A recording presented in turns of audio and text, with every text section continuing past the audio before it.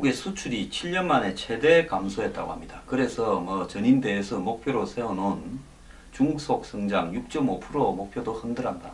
흔들하는 게 아니라 애초에 6.5%니 7% 이상이니 하는 것도 사기였기 때문에 제가 볼 때 흔들리는 게 아니라 이거는 불가능한 그냥 정부의 목표고요. 실제 목표는 이것과도 훨씬 다르게 나타날 겁니다. 왜 자꾸 말입니다. 이런 중국을 보도하는 어떤 자세에 있어서 성역처럼 그렇게 보도하는지 저는 이해가 가지 않는데요. 지금 오늘 일체히 나오는 보도들이 월간 기록으로 지금 이 2월 수출이 25.4%나 줄었다. 그래서 2009년 5월 금융위기 직후의 쇼크 때 이후 7년 만에 최대의 낙폭이다. 수입도 13.8%나 줄어들었다. 그리고 중국 수출의 부진은 글로벌 경제가 위축되면서 무역이 전반적으로 부진해지는 부분이다. 그래서 중국 정부가 근심이 깊어졌고 더 많은 경기 부양책이 필요하다. 이러는데요. 이 핑계 대고 또 중국 정부는 구조조정 제대로 안 할 겁니다. 부양해야 된다 하잖아요. 돈 찍어서 풀 겁니다. 그렇기 때문에 제가 진짜 더 말할 필요도 없이 중국 경제요. 맛이 많이 가고 있습니다. 이게 일시적이라고 보십니까? 절대 일시적 아닙니다. 중국은 모든 경제 지표로 봤을 때 자신의 6.5% 성장은 아예 지키지 못할 뿐만 아니라 이제 그 다음에는 한 6%, 5.5 이런 식으로 이야기할 건데 실질 중국 경제의 성장률은 3%, 2%대로 떨어질 겁니다. 자, 한국은요, 이 중국 위기에 대비해야 되고요. 지금 위안화를 갖다가 가치 평가절하해서 중국이 굉장히 노력을 하고 있습니다. 수출을 늘리려고. 저 나라 돈이 가치가 없으면 수출이 늘어나지 않습니까? 같은 액수의 수출을 해도 달러로 이렇게 봤을 때는 훨씬 싸게 되는 거죠. 그런데 위안화를 갖다가 이렇게 가치 평가를 해도 한마디로 중국의 수출은 살아나지 않고 있습니다. 그래서 결국은 또 다른 충격이 올 거다. 그래서 중국은 재정 통화적인 부양책 외에 다른 부양책이 필요한데 그렇게 다른 부양책을 쓰게 되면 중국 정부는 결국은 이 위안화 가치를 안정적으로 유지하겠다라고 선언해온 것을 결국은 뒤집어야 된다는 겁니다. 그래서 이 위안화 가치 절하에도 중국 수출이 살아나지 않는다는 건 이제 세계에 중국 물건을 팔아먹을 때가 사실상 없다라는 겁니다. 점점 줄어들고 있는 거죠. 과거에는 싼 맛에 세계 공장이 되었지만 이제는 싸도 잘 안 팔리는 세상입니다. 세계 주요 국가들이 전부 디플레이션에 휘말리면서 자기 나라 생산한 물건도 다 재놓고 있는데 중국 상품이요. 매력적으로 다가오지 않고 있습니다. 자, 이런 상황에서 향후 올해가 지나게 되면 중국 정부는 제가 예언을 합니다. 이 경제위기 실상을 인정을 할 수밖에 없는 상황으로 내몰릴 거고요. 중국의 좀비 기업 사태가 국가적으로 큰 문제로 등장할 겁니다.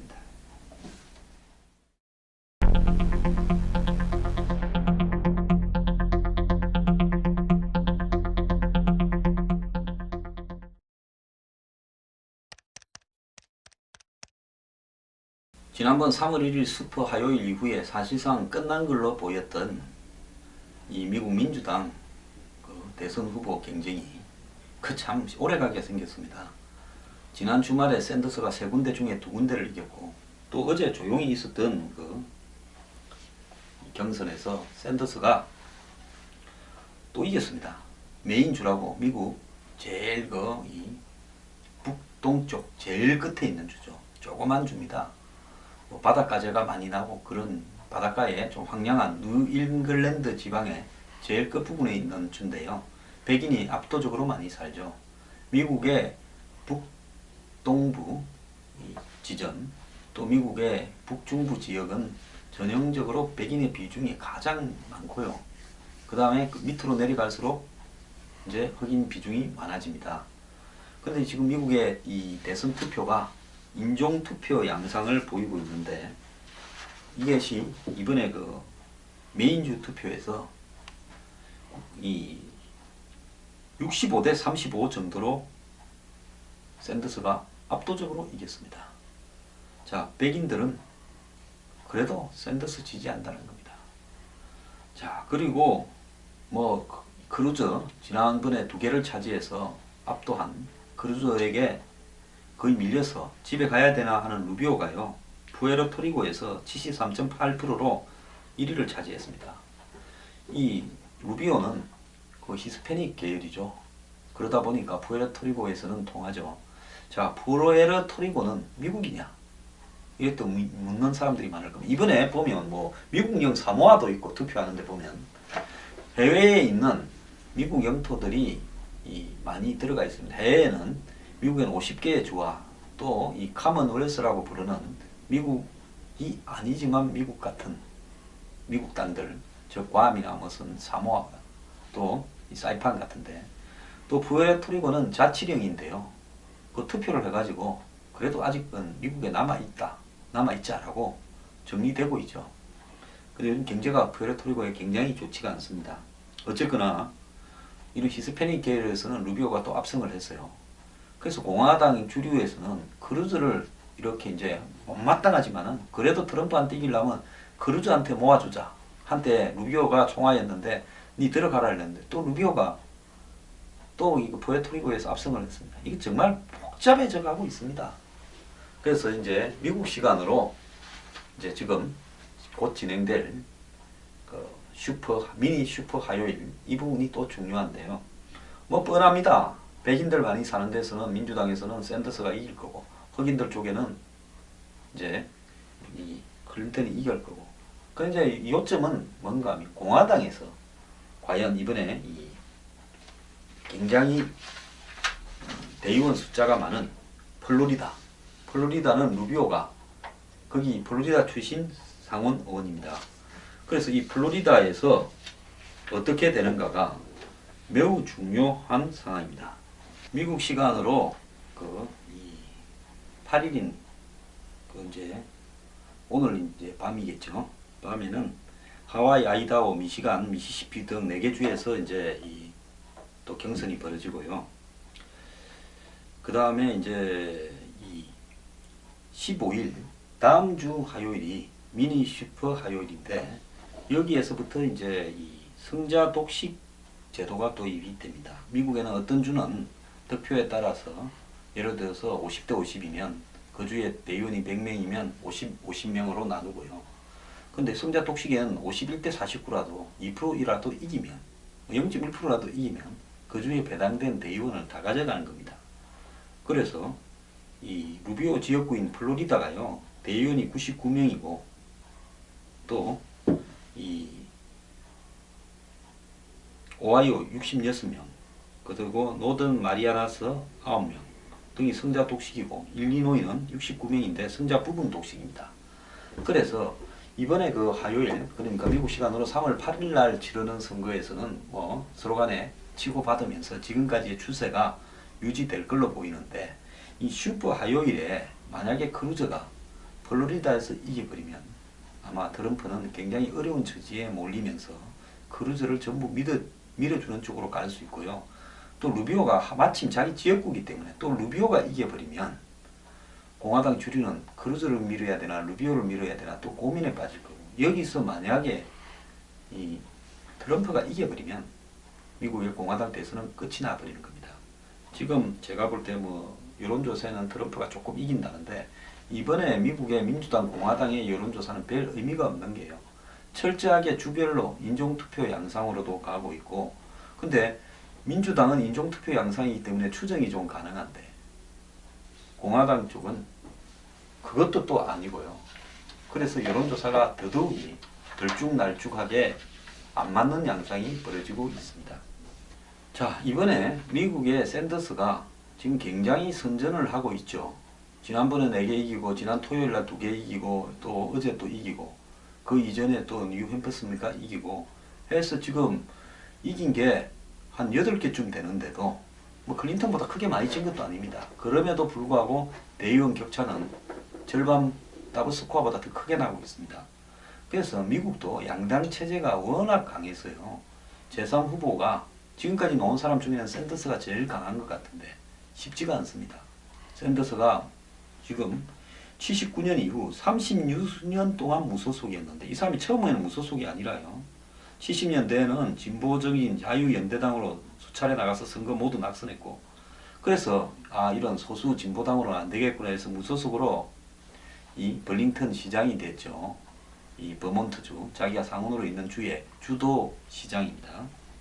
그런데 이 3당이 미국에서 이 되기보다는 차라리 무소속으로 사람들이 많이 나섰습니다. 왜냐하면 3당은 더 외면을 해버리니까요.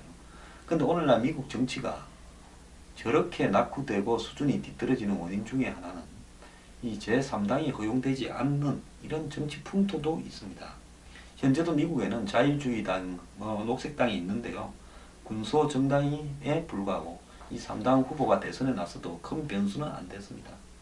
3당으로 미국 선거에서 가장 선방한 정당은 루스벨트가 만들었던 테오도어 루스벨트가 만든 진보당입니다. 이 루스벨트는 1901년부터 1909년까지 미국의 대통령을요 2번을 지냈죠. 그리고는 1912년 공화당을 탈당해서 공화당이 해가는 꼬라지가 또 대선 후보들이 매우 부패했다 생각을 해서 진보당을 만들었고, 이 진보당 후보로 나서서 27.4%를 받았습니다. 그런데 당선은 못됐지만 제3당 치고는 가장 선전을 했고, 이 당은 이후에 해산됐는데, 그래서 공화당이 아니라 민주당 후보를 당선시켜서 미운 공화당에 한마디로 이 자살 공격을 했었습니다. 또 1948년에는 민주당이 해리 월러스가 탈당해서 다시 진보당을 만들고 대선에 출마했는데 2.4%에 그쳤고요. 1968년에는 인종차별 노선을 앞세운 조지 월러스가 미국 독립당 후보로 나서서 13.5%를 받은 기록이 있습니다. 많이 받았네요. 그리고 이후 녹색당이 잘 아시고 들어봤을 거라고 생각됩니다만은 미국의 시민운동가 랄프 레이드를 앞서서 제3당 운동을 벌였는데 2000년 대선에서 전국적으로 2.7%를 받아가지고 당시에 민주당의 클린턴 밑에서 부통령이 되었던 엘 고어를 떨어뜨리는데 결정적인 역할을 했습니다. 플로리다에서 당시에 다시 재개표까지 했죠. 거기에서 녹색당이 없었으면 플로리다를 고어가 이겼고 미국 대선은 고어한테 갔을 겁니다. 그래서 이 녹색당은 이후에도 이 무소속의 한계를, 군소정당의 한계를 벗어나지 못했고, 레이드도 이후에 대선에 몇 번 출마했습니다만 무소속으로만 출마했습니다. 그래서 미국의 이 3당 운동이 실패하는 원인은요, 미국 총선 및 대선에서 성자 독식 제도, 즉 미국 대선 본선에 가게 되면 어떻습니까? 이긴 사람, 한 표라도 더 얻은 사람이 그 주에 출시를 대의원들을 다 가져가 버리지 않습니까? 미국 대선의 본선은 주별로 할당된 대의원을 성자가 다 가져가는 그런 시스템으로 되어 있습니다. 그래서 이런 문제, 또 총선에서도 그런 문제가 있습니다. 그리고 하원에는 이 비례대표가 없이 전부 지역구로 되어 있어서 되어 있습니다. 그러니까 3당이 들어갈 근거가 별로 없죠. 비례대표나 해서 2.7% 받았으니까 한 석이라도 배당받는다, 그런 게 전혀 없습니다. 대선의 경우에도 각 주에서 1%만 앞서도, 1%가 아니라 한 표만 앞서도 선거인단을 독식을 다 해버립니다. 1위만이 의미가 있지 나머지는 의미가 없으니까 1등을 주고받는 공화당 민주당만이 미국에서는 정치적으로 의미가 있는 거죠. 원내에서도 공화당 보수, 민주당 자유주의 이렇게 돼 있기 때문에 제3당이 낀 여지가 별로 없고, 미국 정치 아젠다도 제3당이 필요한 부분이 별로 없습니다. 그리고 미국의 정치의 주요 아젠다는 연방정부와 주정부 간의 어떤 권한 대립이 주기 때문에 제3당이 끼어들기 어려운 부분도 있다고 이야기되고 있습니다. 그런데 최근에 들어서 양당이 이념적으로 점점 극단적으로 가게 되면서 이런 이유 때문에 3당은 옛날보다도 더 활동하기가 어려워졌는데요. 이번에 샌더스나 트럼프는 미국의 이런 양당 중심의 정치 체제가 기본적으로 미국의 기득권 상류층의 이해관계를 대변하고 있다고 하는 부분을 보여주면서 열풍을 일으키고 있는데, 이런 열풍들이 결국은 미국의 3당이 앞으로 만들어지고 또 미국의 이 선거 제도를 고치게 되는 계기가 될 것으로 봅니다. 저는 미국의 이런 3당이 허용되지 않는 공화당, 이 민주당의 한마디로 독점 체제. 안철수가 이 독점 체제, 한국 독점을 비난하는데 한국 독점보다 훨씬 더 심한 독점이 미국의 공화민주의 정치 독점이라는 것을 우리는 알아야 됩니다.